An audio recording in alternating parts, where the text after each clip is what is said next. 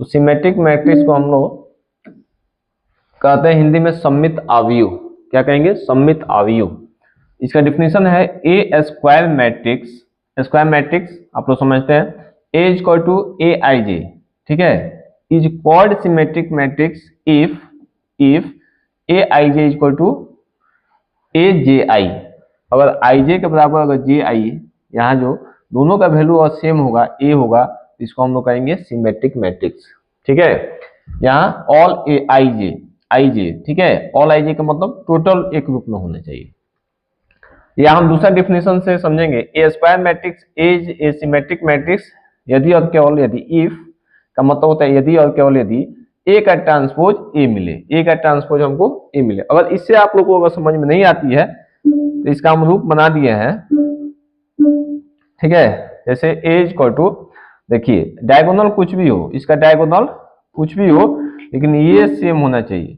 ये सेम होगा तो इसका ट्रांसपोज भी करेंगे, ठीक है, तो हमको मैट्रिक्स नहीं प्राप्त होगा, ए ही प्राप्त होगा। जैसे अगर ए इज इक्वल टू 1 2 2 3 लेते हैं तो इसका ट्रांसपोज भी करेंगे, तो जब ट्रांसपोज करेंगे तो हमको सेम यही मिलेगा 1 2 2 3, ठीक है। तो अतः हम कह सकते हैं एक का ट्रांसपोज क्या मिला हमको, ए, या एक का क्या मिला, ए ट्रांसपोज मिला। आगे समझ में। और दोनों को अगर हम ऐड करते हैं, ऐड करने पर भी हमको क्या मिलेगा, सिमेट्रिक मैट्रिक्स ही मिलेगा, ठीक है, सिमेट्रिक मैट्रिक्स ही मिलेगा। आई बात समझ में, ठीक है। इसको समझेंगे, ये 3 ऑर्डर में है, 3 ऑर्डर में है, तो इसका रूप कैसा होना चाहिए, ठीक है। अगर इसे नहीं समझ में आता है तो 3 ऑर्डर का आप समझ सकते हैं।